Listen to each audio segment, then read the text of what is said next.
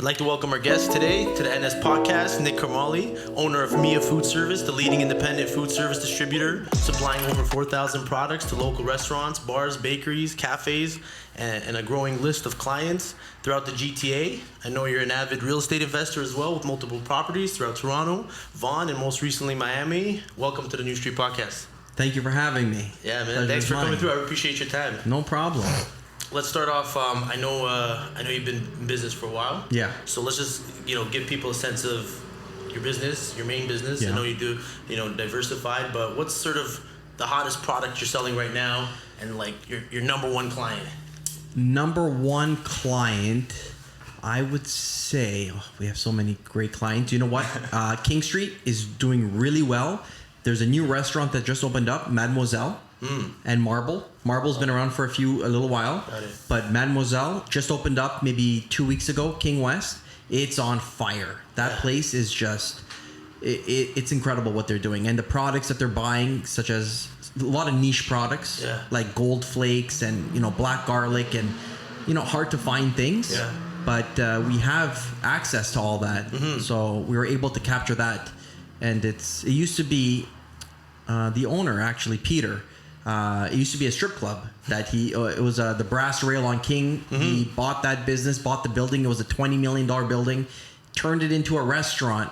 And when I read the news or when I heard about it, I said, wow, to do something like that, a big play like that in COVID was like, what's this guy thinking? I just thought. Yeah. Risky, man. Risky. 100%. And you know what? It's the hottest bar. He pulled it off. Paying off, man. That's It awesome. is, yeah, and he is on fire. Like what he does really well. He is such a great entertainer. So he's doing raw foods, seafoods, and that's exactly what King West needed. So I'd say right now they're the hottest new kid on the block, and he's good with keeping the momentum. Like Marble, after 5 years or 4 years, they're still a hot restaurant. Yeah. So I'd say that. And then I know your product list is growing. I know 4,000 is probably more than that by now. But tell me about your product list, and I know you got some general products, but then you got some very unique, hard to find items. So break it down for us. Yeah, so we sell their everyday butter, milk, flour, eggs. Yeah. That's run of the mill. Everyone has it. We started doing some pulp containers, to pivot in COVID, and pizza boxes, and we started doing a lot of takeout supplies, handle bags, bamboo forks. So we pivoted at that point, and we maintained and kept all that. At the same time, we expanded into fresh cheese like burrata, stracciatella, your brie, hard cheeses like Parmigiano we've always had, and Montasio and Piave, and the list continues of what we sell. Yeah. Cured meats was another addition that we've done, and the hard to find items are, like I said, specialty fruit purees, black garlics, vinegars from France, a lot of gold flakes, gold leaf. A lot of gourmet stuff. Gourmet stuff, specialty escargot and brandy, or, anything that the client needs to elevate that menu. Yeah. We have it. And, we're a vendor partner of a company called Quality First. So we support and we work with them. They are great at what they do. And we work with them exclusively almost in terms of the specialty products. And we're able to tap into their market and bring in everything that they sell and include it in our product list. Very cool. I just thought about something that I didn't think about before, but like you talk about this partnership you have with Quality First, and like I know you've built a few different partnerships with different vendors and places and stuff. Like, how important is partnership, or how important has it been to your business? It's everything. It's everything. It's everything. Yeah. You're nothing without your partners. That's it. And they've helped us. When I first started, I didn't understand their importance of partnership.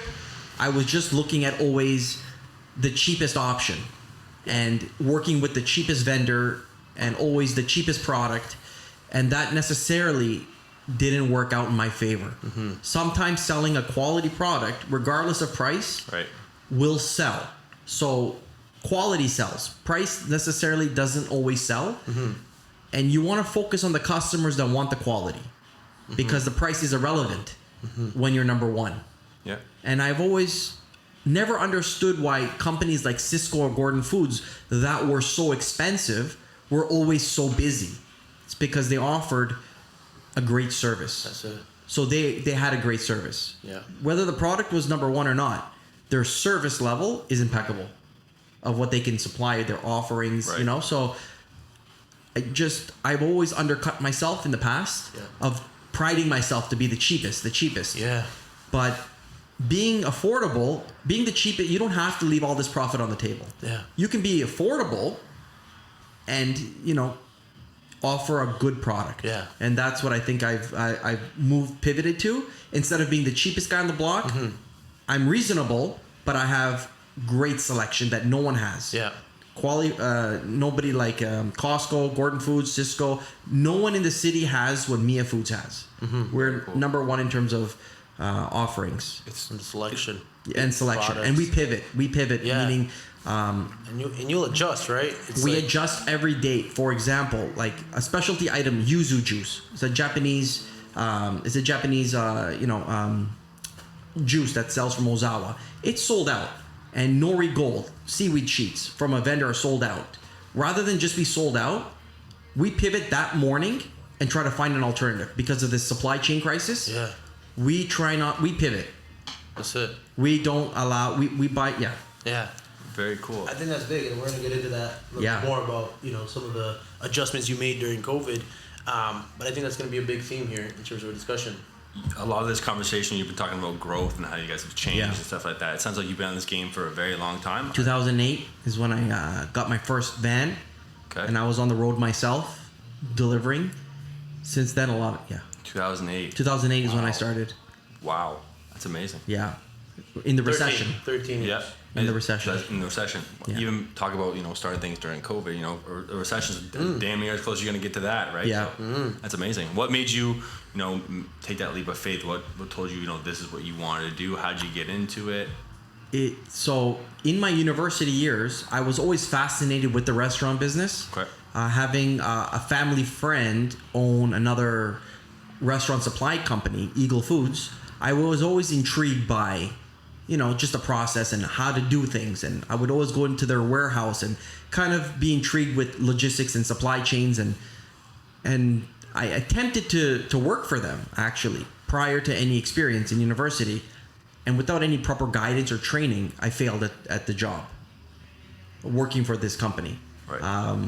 Just wasn't for you then? It wasn't for me because I didn't have the proper guidance and training. It was just kind of, here's a product list and go door to door and sell these products as a salesman. Got it. In university, going to York Lanes, going to Pita Hut with a product list and just trying to sell. Yeah. And not knowing what I'm selling with no education. Cold. Too. Yeah. Don't know what you're selling, no experience, no pricing. Yeah. Wasn't given anything. Try to sell. And with that and constant doors closing, I got out of it and decided to just pursue my CGA, Certified General Accountancy designation. And upon my final year, I got hired into a company to do food service, to work at the bottom level of food service, just office admin. And I was able to learn from these proprietors, just learn how the business is done, learn the pricing, learn the clients, learn the needs, Got you. take orders. Got you. So I had like a 1.5 year crash course on food service where I not only started in the office, I ended up managing that whole company. There you go. Right till the There's end. the change. There's the breakthrough in it. Yeah, so as people quit and people saw problems, I stuck it out. So when a driver quit and I'm in the office, I took the truck. Yeah. And I made sure the customers got it. Yeah. I had to slug tomatoes downstairs. I did whatever. Next morning, I'm in the office. There's a picking issue. I go in the warehouse and I'm picking. So now I learned how to pick. I'm learning how to deliver. It's going full circle now. Now I'm learning how to invoice. Now I'm learning how to collect. So I got my full 360 experience with this company. Yeah. And this company closed. Got it. And it was the first company to do food service in Canada. In 1970, they opened.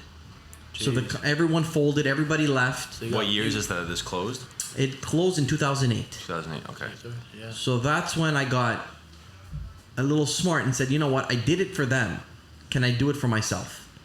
Very cool. It's a And- powerful thing, man. Yeah. So it wasn't ultimately like you couldn't, you weren't willing to be an employee and work for a company, and you were just kind of had your mindset on being your own boss and running your own company. It was sort of just a natural kind of It progress. was a natural progression. where It worked out. and then obviously you went to, you got your CPA. I finished with the York University Atkinson Business Admin. Got it. Minor in accounting, but never progressed from that. I never pursued any designation. Got it.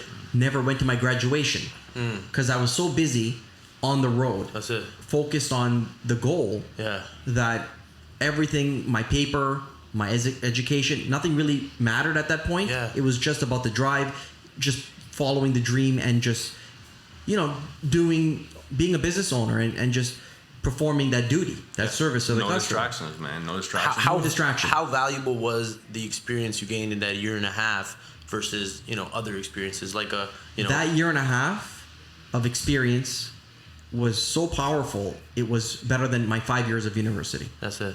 So experience is what I value. Yeah. And when my wife even says to put the kids in private school, although I'm a product of a private school, I'm a product of private school for 20 years. Yeah. I went to a private school, Wishingwell Montessori. I value experience over school in a heartbeat. So I always pride myself on community, putting the kids in the local school and learning the community. That's more important to me, is to learn your demographic, learn your community, than to be shipped off to a school, that and you don't really know your community. Yeah. So There's a lacking that aspect, I guess. yeah. You could say. So that's there's a little big off topic, there's a but big argument, I think, about experience and just getting out there and getting in the workforce and connecting with other businesses and learning businesses and all types of real life work, and then kind of an argument about school versus school and what the value of the two is. I understand that the that year and a half and that real experience was critical, but do you think there was because it's obviously when you kind of experience it, maybe you don't appreciate it, but do you think that base of school and just the networking and just kind of your personal skills and just kind of all that foundation is still critical? It's a good foundation. Yeah. But don't rely on that diploma to get you any further than anybody else. Yeah, that's right. It's going to give you the ground rules. It's going to give you the discipline. the base. It's going to give you the base. That's it. But don't think you're just going to get that degree and your life is going to be carved out the way you want it to be. Yeah. You'll get the principles of that degree and the discipline of it. It's almost like all that is just getting you to the start line. Yes, that's it. And it's like, it's not the finish line. It's not anything you're substantial. starting. It's like that's how it's become. You can see in the past 10 years, and Yeah. especially when it comes to myself being in school, right? Yeah. I come to a similar approach where I really value being out there in the field and doing it every day. That's it. 100%. I know with business, there's a lot of ups and downs and periods of stability, times when things are slow, and then periods of growth. And, Yes.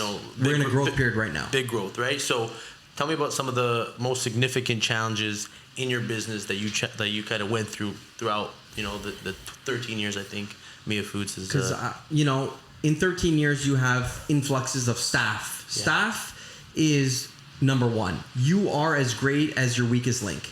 So training your staff, educating your staff, understanding that you kind of work for them, then they work for you. Just being humble and they want to get something out of this too. It's if you make it like a job for them, and a paycheck, then that's all you're gonna get out of them. But you want to train them and you want them to do well in their life. And whether they're with you or they go to the next food service or they go drive bigger trucks, I will help you get to that point of achievement, right? So as long as you're with me, I'm grateful for the time we've spent together to help Mia Foods get to their goal of becoming, a larger company. But, I wish everybody success in their life, and I want the best for my staff, and I ultimately want everyone to progress and get whatever they want out of this.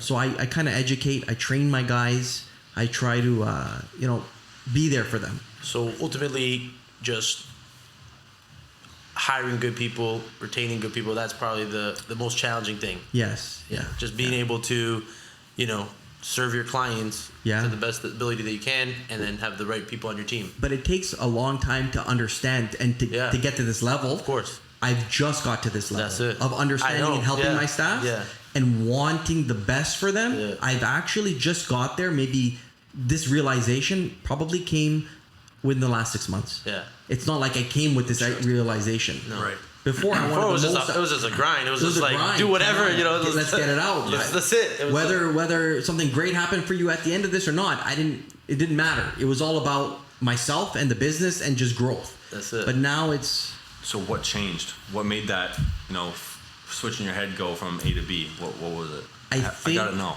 I think... so I don't know what that switch was. Right. But when I see the sales now of being a $25 million business, you realize, you think of things different. When you see $25 million of funds, of cash flow going in and out, and you see that in terms of food sales, it's not like house sales. Right. That's 5 houses. But in food sales, that's a lot. There's a lot of products, there's a lot of SKUs, there's a lot of staff, there's like 30, 35 people now. So when you see this growth and this, it elevates you as a person, and you just get there. Take a look at the whole picture a little differently, I think. Yeah. It's very good way to put it, I would say, 100%. Yeah, you have to get there in terms of your sales and as a company. Yeah. And you'll naturally want the best for everyone. And you're growing as a person as well through all this time, right? So the mindset changes quite a bit. Especially since, in COVID, the sales dropped down to 0. Okay. So when the sales dropped down to 0, I feel that it was the best for us because we were able to shut our doors for a week and open our doors and start again. And it was a second chance I got. Start fresh. fresh start. COVID was the best thing that ever happened, unfortunately, for this business. Right. Because it helped us, start again and start with It helped the you. right people. I feel like it helped you get a little bit more creative. It did. And I remember during the lockdown of COVID, we were chatting and you were telling me something about, you're flipping wooden skids. Yes. And you got so creative with the different products and, Anything. and I was selling cars. I was trying to, I bought a bunch of cars and anything to just keep busy, keep the staff busy. Yeah. I was doing anything, but ultimately it was the rehiring process of being a second chances. So to do everything again the second time around, you can perfect things. Interesting. So I was able to perfect it. Like I moved to a new warehouse in COVID. Okay. Most people will hunker down and not spend the money and double their rent and go to a larger place. In COVID, they'll just, I also bought a Lamborghini Aventador in COVID. I saw a buying opportunity and said, I'll never see this car at this price. Yeah. And now it's double the price of what I paid. That's it. I look on the Auto Trader and the lowest value is $550K now, Yeah. where I paid half. That's it. So it was a great opportunity when everybody had their doors closed and everyone was at home and not knowing what this virus was, that the car dealerships had an abundance of cars. There was a lot of buying opportunity. That's interesting because it worked out for you in the past as well. When 2008, we're speaking, something goes down and you push forward. It's a very similar situation here. It sounds like. In times of disparity, and those are great buying opportunities. You made the biggest moves during the lowest points. The lowest points. I bought the 3 townhomes on the lowest point. Yeah. Back then townhomes were $600,000. Yeah. I picked up 3. Remember I told you, Robbie? Yeah. 600-700, and I bought them with my eyes closed. One shot, one day. Went in for a cappuccino with John Duca. Ended up with 3 townhomes at the end of it. That's it. But those opportunities don't exist always.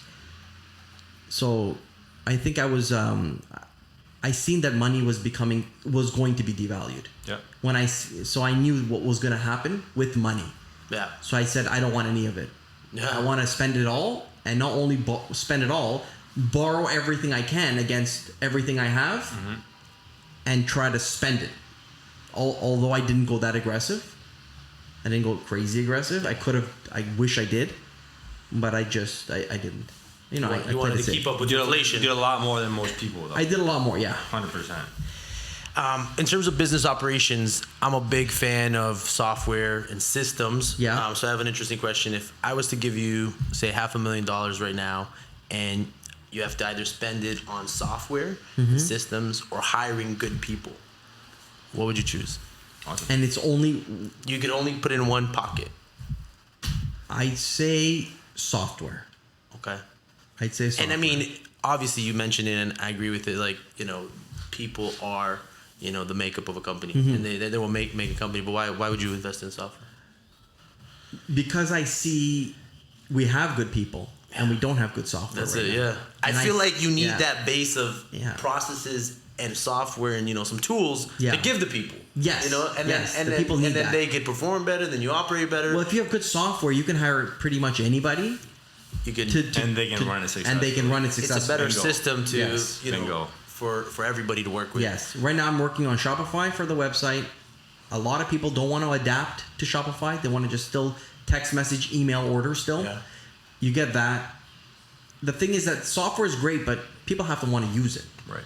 So That's if the Adoption is adoption, I have the biggest challenge. we have a website with all the pictures, pricing, logins. You just log in, you can see a picture, you can shop like it's Costco. Yet people will still want to type up a huge, 30-line order. Yeah. Why? Just go on the website and just click everything, and then it kind of deletes or it kind of prevents errors from happening. Right? Because when you say handle bags or paper bags, like really, what do you mean? What size? Yeah. What color?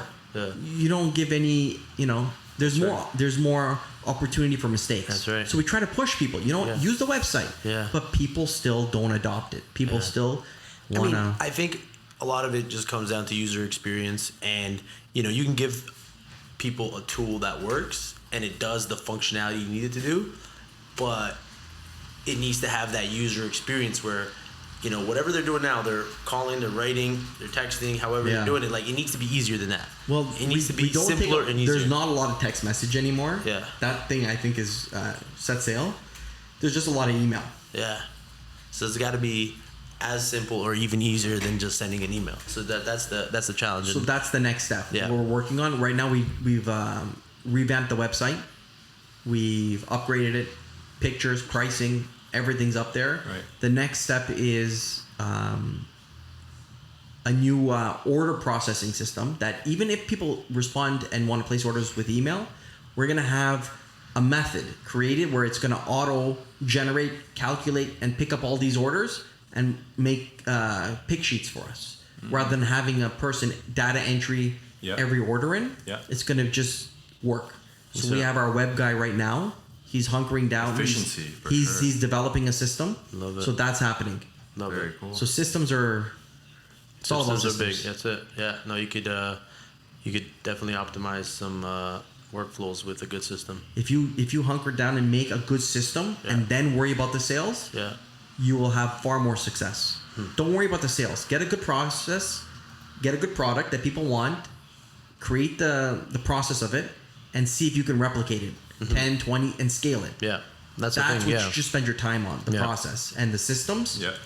the sales will come. Yeah, I know you've talked about it for a while, and I think you're definitely there. Where We did once you the get to other way around. once you get to the growth, once you get to a point where you're growing at this pace you are, you need that system, and you need to We be did able it the to. other way around. Yeah, We that's said, why let's you get the felt- orders, Yeah. and then let's worry about how to fill Hey, it. it's either way is smart. Either Because way, at the end of the day, you got there. yeah, We got there, but if I could redo it for a third time. yeah.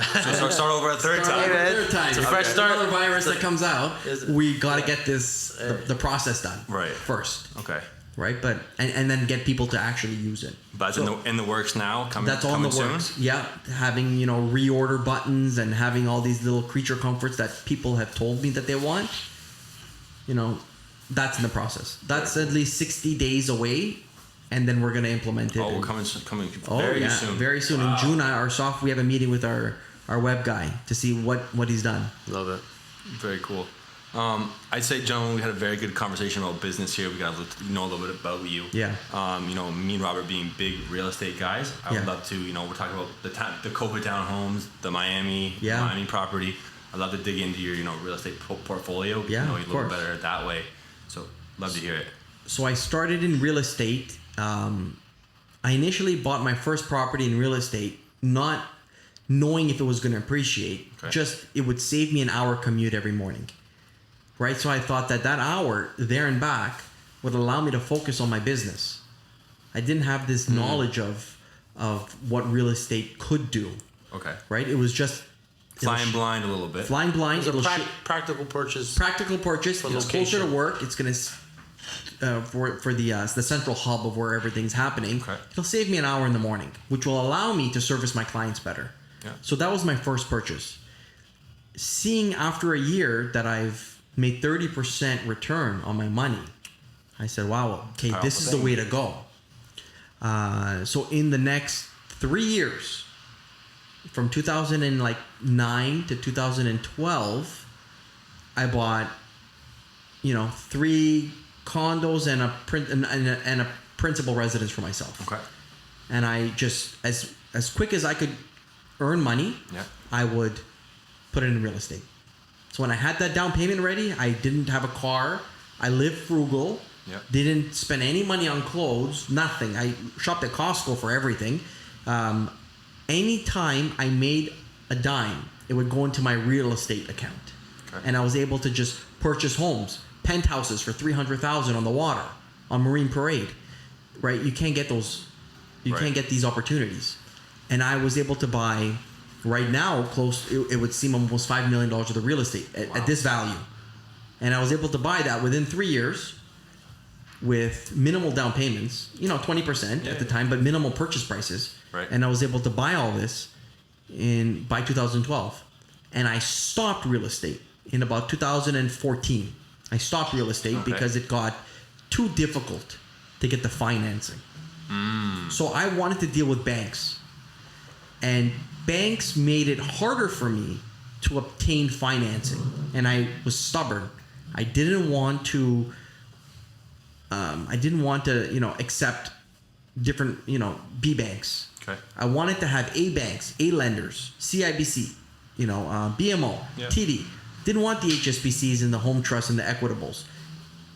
I was so fixated on, getting the first class treatment at the bank, where when I didn't get it and I was put off, it kind of put me off of real estate. Okay. My final property was a penthouse, and it was $450,000 in Marine Parade. And I bought the property, no conditions, and upon closing, the bank wouldn't give me the mortgage. So my broker said, "We got to take it to Equitable." And I said, "No, I'm going to pay the whole property in cash," because I had it. I bought that property in cash for $430K, no financing, back in like 2012, 2013. And I said, "I'm done with real estate. It's too challenging to keep up with everything." And I didn't want to work with any other lenders. And what they required from me was like my firstborn, all the paperwork, 50 PDF files. It was taking away from me actually being an operator of my business. Yeah. To have to focus on this loan. It wasn't even worth it to me. I said, "You know what? I'd rather focus my energy. If I have to take a month off to get this loan application, I can't do that. No. I got to focus, and I'm working 15, 18 hours a day. I got to focus on the customers, and this is just my side thing. I can't lose a month." Right. And you're growing. You're driving. Some days, some guy's sick. You're picking orders. You're invoicing. You're doing everything. You're writing orders. So I got put off real estate. If you were to estimate the return on investment that your business has given you versus the ROI of real estate, which one would be more significant? I still believe my business is far more profitable than real estate. And that's Far usually the case, right? Yeah. So, some business owners are committed to their business to the point that they, miss opportunities like diversifying in real estate. At what point, of growing your business did you make that decision that you wanted to invest in real estate and So- as opposed to, for instance, investing in your business? So right off the beginning, I had when I saw the return of that first property, That's it. that's when I realized, I said, There it okay, was. well, this is where my money's going to go. It's not going to go in my business. And But that's why? because I felt that the return on that was far superior Got it. than what I'm able to do. Yeah. At that Right? point. Yeah, at that point. Right. Right? So I said, you know what? For me, at the beginning stages, my business wasn't as profitable as it is now. So real estate was more profitable. So I realized, I said, this is where You my had money more. needs You to had go. more confidence. I had Felt it was- confidence in the market. You had confidence in the real estate market just I did. because it was so, And I wasn't confident in myself. Yeah. I always thought that this was a hustle. I didn't think it could be $25 million. Yeah. Right? I thought it was a hustle. So I didn't want to spend good after bad money on a hustle. Yeah. Creating, but I wanted to keep it in real estate. And then, do you think that that investment in real estate gave you, just because obviously you built equity, everything appreciated? I've never touched any equity. No, I've but never I'm saying, refinanced. did that give you more confidence in your ability to grow your business, and just kind of knowing that you have that net worth and kind of that a little bit knowing yeah. that 15 grand, if I took a chance Yeah. on a customer and I didn't get my money back, Yeah. I was always safe Got it. because I had that nest egg. So knowing now that your return on investment was higher on your business than Yeah. it was in real estate, and making those decisions of investing in real estate and not your business, would you do the same thing, or would you do it differently? I think if I did it differently, I would have had success in my business Yeah. earlier on Yeah. because I was it. But at the same time, I was 24 years old. That's it. So I'm 38 now. Yeah. So I think I did a good move, I think so too. putting everything in real Yeah. estate. I think the Very good. diversification I don't think in I real would have estate. $15 million. Like right now, Yeah. if I sold everything, That's what I'm I'd saying. walk away with $15 million in my real estate. Yeah. It's not, compared to what people have, it's still a drop in the bucket. But I don't think that I would have had $15 million in inventory in my business. Should Fair. I have? That's a good way to look at it. Yeah. I think you made the right decision by diversifying. I think the thing with business, it's more risky, right? It can go this way or that way. Whereas real estate, it's safe, right? COVID would have been a lot worse for me. Yeah. Imagine if I had a larger business. Yeah. And I, was independent, didn't rely on my partners. Yeah. As much. I would have had more spoilage. Maybe I would have had, instead of 500,000 spoilage, I would have had 5 million spoilage. Yeah. Right when those doors closed. Yeah. So, a lot of the bigger guys took bigger hits upon the COVID-19 pandemic, where I was able to pivot because I was still, I didn't have these rules and processes and a lot of things in place where I was able to pivot quick. I didn't have to ask a board of directors to kind of, hey, this is what we're doing. Yeah. It was next morning I decided something and that was it. That's it. So I think the moves I made were great. Yeah, I agree. Couldn't have changed anything. Wouldn't have changed. Very cool. You touched on, accounting, your background in accounting. With operating your business and real estate investments, how important has that guide been for you over these past couple of years? It's been still challenging just because, but I have an accountant, and I work with them almost weekly to go over things, to go over numbers, to go over different scenarios. So I'm not the expert. How important are they to your business? They're the lifeblood of my business. My accountant is everything. He is, he's more of a big scale picture, but he handles everything from my human resources to hiring, laying off. They do pretty much full scale. They are the lifeblood of the business. That's it. I know you've invested in lots of properties throughout the GTA. Yeah. You recently called me, and you described a beautiful scene, relaxing on the beach side in Miami. Yeah. Versace robed out. That's it. Just scoping out the Florida real estate market. So I know since then you've gone ahead with the purchase. So why Miami? So I went to take a trip to Florida just to see what it was about, and I stayed in my friend's place in Boca. Went to South Beach, went to Fort Lauderdale, West Palm Beach, saw everything. And I just fell in love with the people, the market, the sunshine, the weather, the beauty of it. I actually went for a bachelor party. I think it was a birthday party, a year in 2019 to Miami. And I fell in love with the city. I couldn't believe how fresh and clean. And I came back a new man. I came back energized, full of life. Just a ready different to vibe. a totally different person. Miami will do that to you, 100%. One weekend in Miami just changed my whole perception of life, and I came back a new person.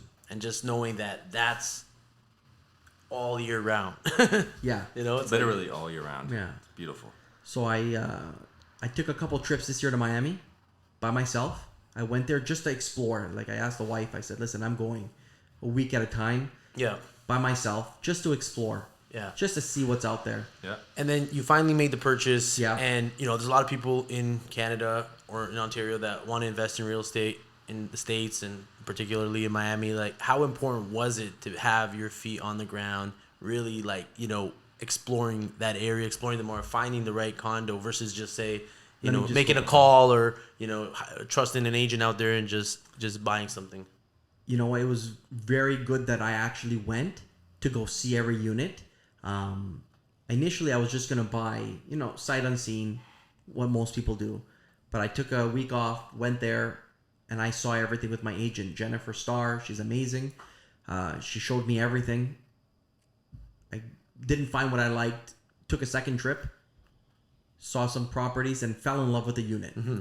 And the unit I fell in love with sold that day. It was a hot market 2 months ago. Like, extremely hot, where a property went up, and within a day it was sold. I believe it. So everything, upon my second trip, everything I wanted to see sold.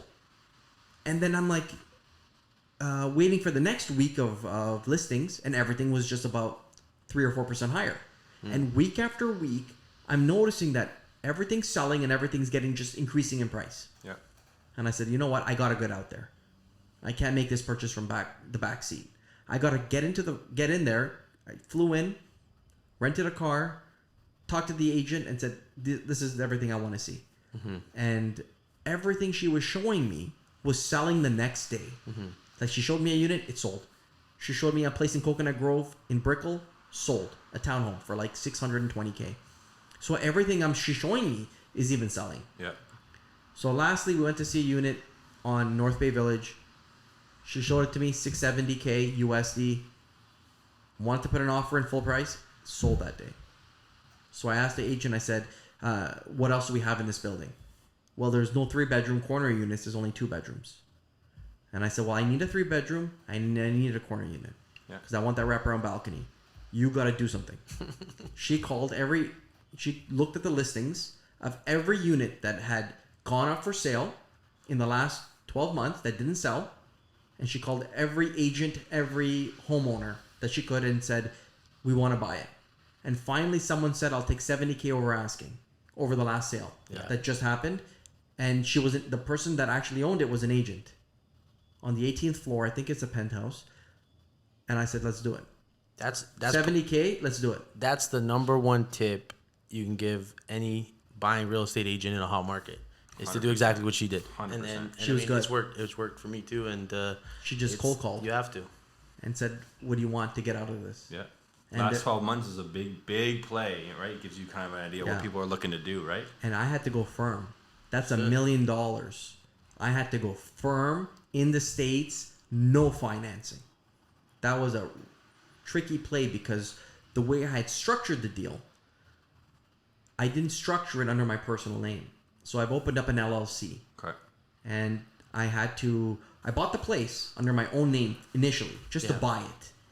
And So what you're saying right now is, like, if somebody was looking to buy real estate in Miami and Canada right now, what advice would you give them? And this is part of it. Okay, well, if you're an employee somewhere and you have equity in your home, the easiest thing to do is go to RBC, buy the pull the equity out of your house, and try to get, a mortgage on that property under your principal, under your name, and just do it that way. And buy cash. And buy cash, or even through a mortgage, but get the equity out of your house. If you can pay it in cash, do it that way, and then just pay the increase in mortgage payment. So that's one way of doing it. But the way I did it was I wanted to have my pre-tax money from my business rather than pay taxes and take it, and pay those taxes and take that money and then put it in Miami. I was able to structure it in a certain way through LLCs and corps that we were able to take it, instead of after tax, we were able to take the funds pre-tax. Got it. And create promissory notes. So we just got our EIN numbers from the IRS today. We'll have to be filing taxes. So these properties are under LLCs. I own the LLCs, but I don't own it's not under my name. Mm-hmm. And I was able to, it was a tax diversion of not paying income tax to pull this money out. Yeah. I was able to invest it to the States.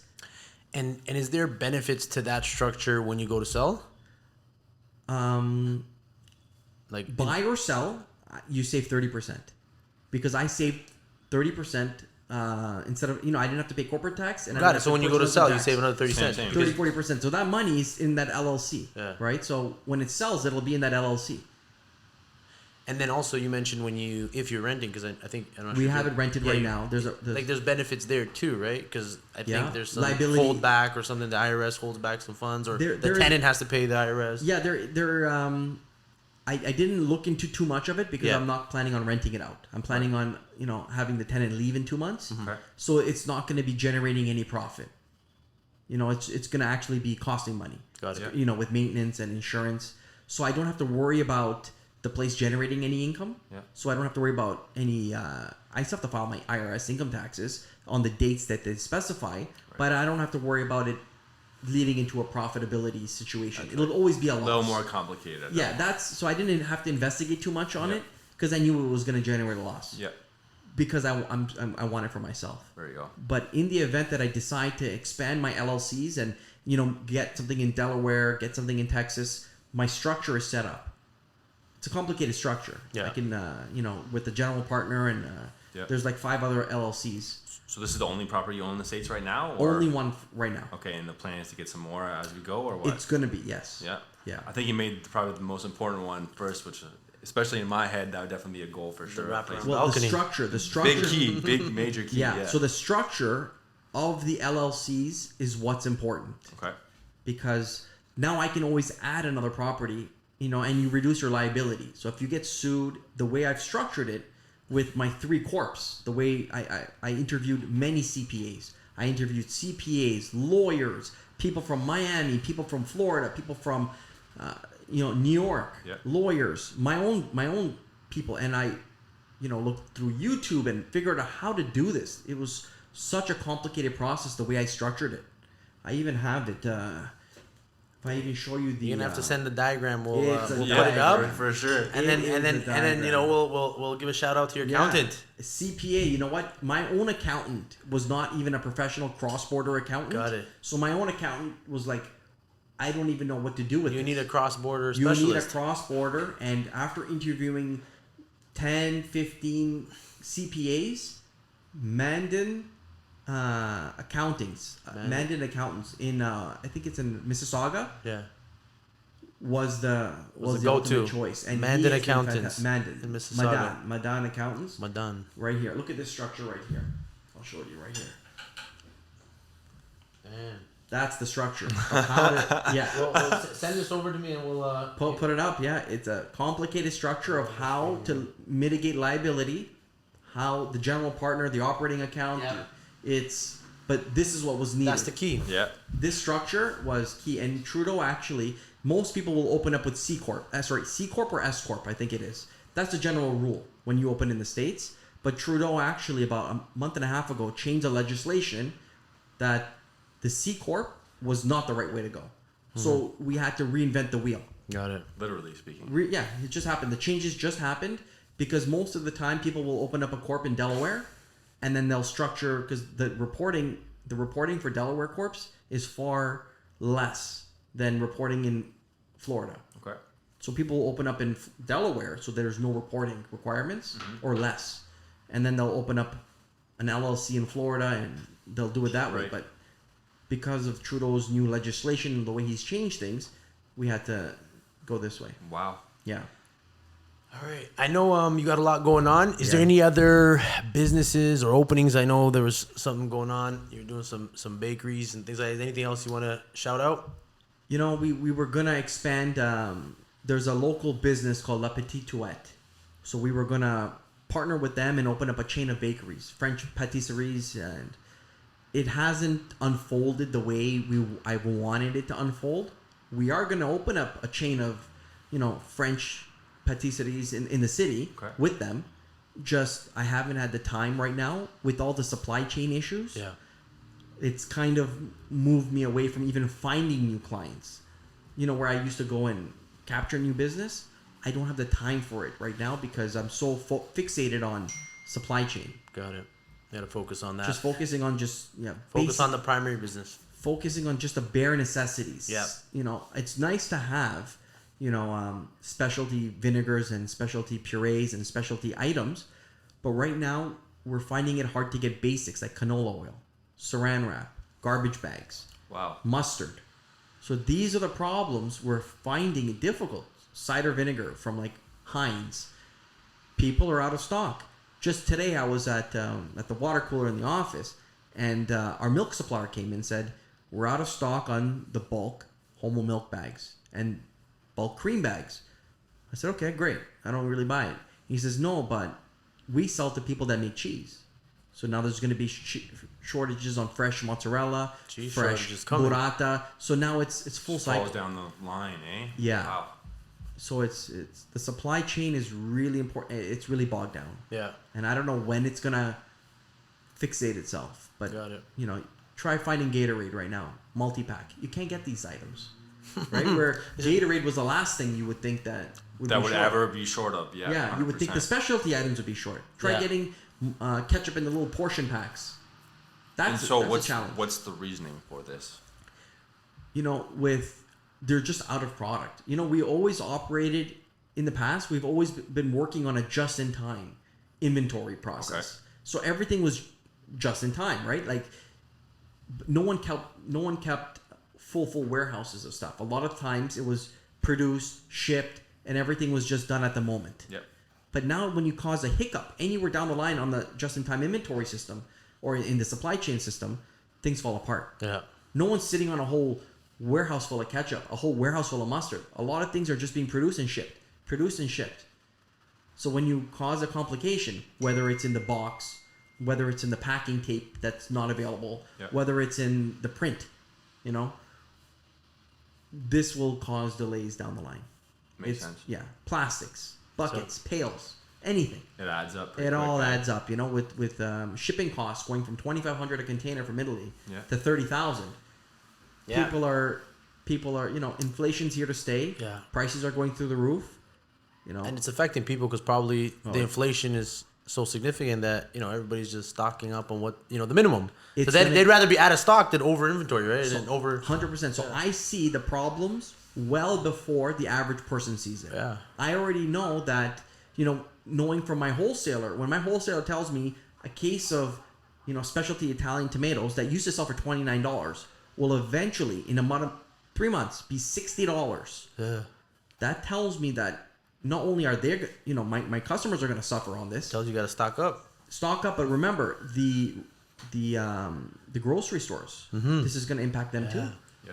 Right. You should have a department just focusing on the future of inventory. Whatever you and need, just I got it. Stocking up and then doing like marketing Whatever campaigns you where need, it's I like got inventory shortage coming on these products. Stack up. Sriracha. Hot. You heard about that? Have a stack up report. For all your clients. I just placed a whole pallet order today. I think my friend was just telling me about that. From TI Foods. I saw that. Morning. Yeah. TI Foods. I just placed 200 case order. That's Wow. it. Today, just to stock up because I know when I saw that, I called my supplier that night. I actually emailed TI Foods and said, "Give me 200 cases of sriracha." I don't sell that much. Yeah. But I know if it's in short supply, It's got a long shelf life, so Yeah, long shelf life, and at least I have it for my Yeah. customers. Yeah. I'll I don't have room to put 200 cases of everything, right? But I'll make it work. The important stuff. Yeah. Yeah, we'll make it work. So if anybody needs some sriracha, You know where to they go. can give you a shout. You know where to go. That's it. Yeah. That's funny, man. I'd say we've had a pretty, broad scope discussion Yeah. here. I think me and you got to touch on the cars. I know a lot of people that watch this podcast are big on the cars. I'd love to end it off with, some car talk and Yeah, of course. what you got, where you're going with it, kind of thing. Yeah, That'd so be great. right now we have, I have the, the wife has the regular Range Rover autobiography. Yeah. That's a very nice A staple. staple. You need that. My G-Wagon, actually, I have a G63 on order. Okay. Actually had it in 2018, canceled it in the pandemic. Big mistake. Should have kept it. At the beginning of the pandemic, I said, you know what? I don't think I want to be there. Canceled it only to put in my order a year later. So still waiting on that one. Right. But I have a beautiful Miami blue color coming. Yeah. It's fantastic. Miami Blue because going to Miami No, or that's going to be just to remind you of that's- Miami. Yeah, so that's So that's coming. Beautiful. They said 2022 allocation. I just spoke to my guy yesterday, so let's see what happens there. See the homeboy there? Was that Neutral? That's the competition. Who was that, GFS? Gordon. He's probably, is there a Starbucks anywhere here? Yeah, that's right there. There you go. He's probably going to deliver. He's got the contract. All right. I know you got the lineup of cars, but the most important question about that is, when are you going to buy the electric car? And if and when? Electric car. I don't know yet if I'm going to jump on the electric car, only because, number one, the cars that are electric that I like are $200,000 to $300,000.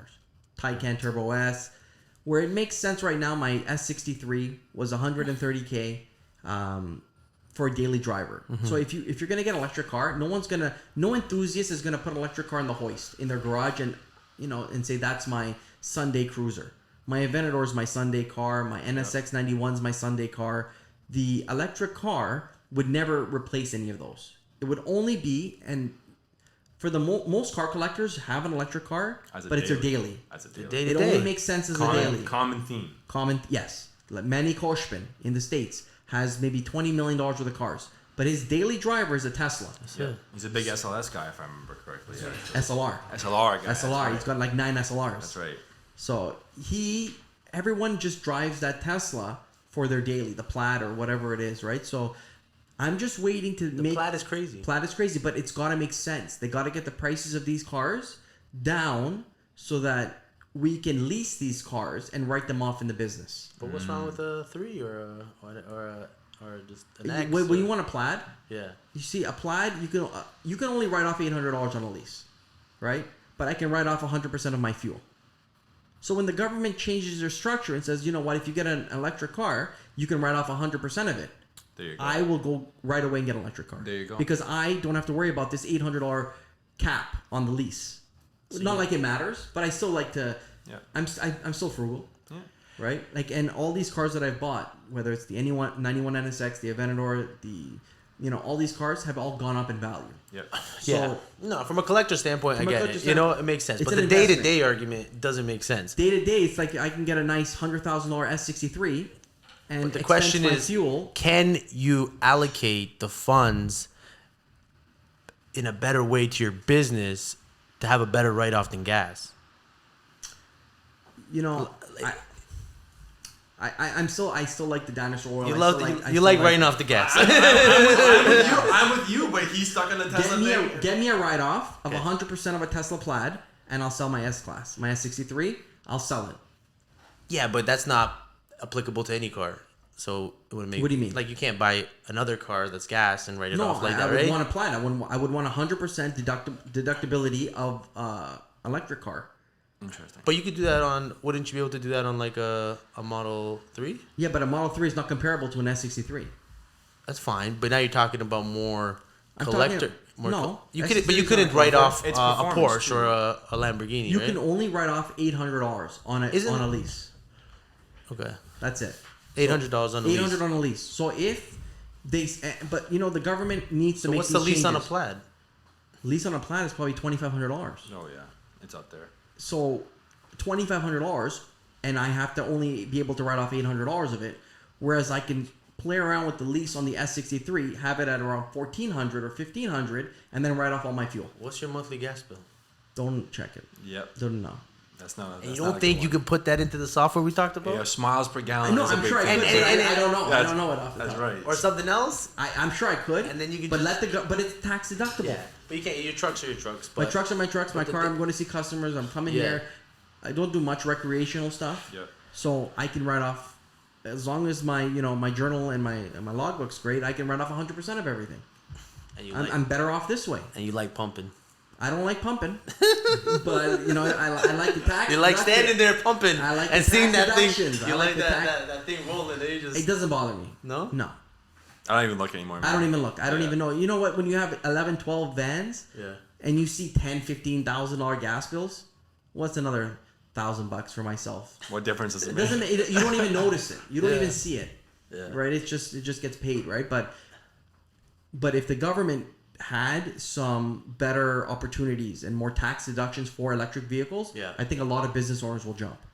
That's probably the best ending to the argument that you could say. What's that $1,000? It's not gonna I make a get it. difference. You know, it's a No. when you got the business and the gas is 100% write off. Why would you're you- gonna miss that? I'll miss it. You'll miss that. Yeah. When you don't have it. And then what? I take a $2,500 lease on a Tesla, and the thing is that the Tesla, after 4 years, we don't know its value, right? The Tesla actually, Value's good.